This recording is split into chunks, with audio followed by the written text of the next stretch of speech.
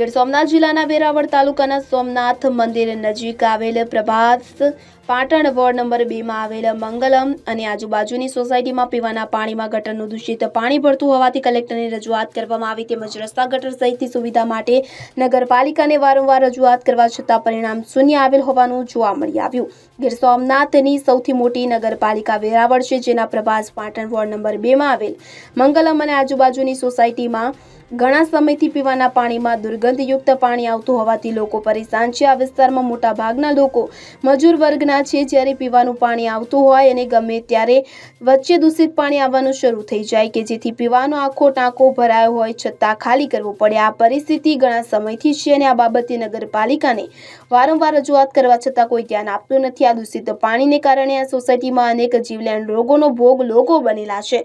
બીમારીમાં સતત વધારો થતો જાય છે તેમજ આ સોસાયટીમાં રસ્તો અત્યંત બિસ્માર હાલતમાં છે, ચાલીને નીકળવામાં મુશ્કેલી પડે છે તેમજ ભૂગર્ભ ગટર ન હોવાથી પાણીનો કોઈ નિકાલ ન થતો હોવાથી રસ્તા ઉપર પાણી જોવા મળે છે। આ વિસ્તારમાં સીમ શાળા પણ આવેલ છે અને આ બાબતે શાળા દ્વારા પણ રજૂઆત કરવામાં આવેલ છે। આ સોસાયટીમાં 1 વર્ષ પહેલા નગરપાલિકાના ચીફ ઓફિસર રૂબરૂ મુલાકાત લઈ પ્રશ્નના નિકાલ બાબતે ખાતરી આપેલ અને તેને 1 વર્ષ જેવો સમય વીતવા છતાં કોઈ કામગીરી થયેલ નથી। આ મંગલમય સોસાયટીની બહેનો કલેક્ટરને રૂબરૂ મળી અને આ સમસ્યા બાબતે રજૂઆત કરવામાં આવેલ અને આ બહેનોની હાજરીમાં કલેક્ટર દ્વારા ચીફ ઓફિસરને ટેલિફોનિક વાત કરેલ અને આ વિસ્તારના લોકો નગરપાલિકાને નિયમિત તમામ વેરા ભરવામાં આવે છે છતાં પીવાના પાણીમાં દૂષિત પાણી બંધ થતું નથી, કોઈ જાતના વિકાસના કામો થતા નથી, જેથી આ પાયાના પ્રશ્નો નહીં ઉકેલાય તો આંદોલનનો માર્ગ અપનાવવો પડશે અને આગામી લોકસભાની ચૂંટણીમાં પણ નવા જૂની કરવાના મૂડમાં છે।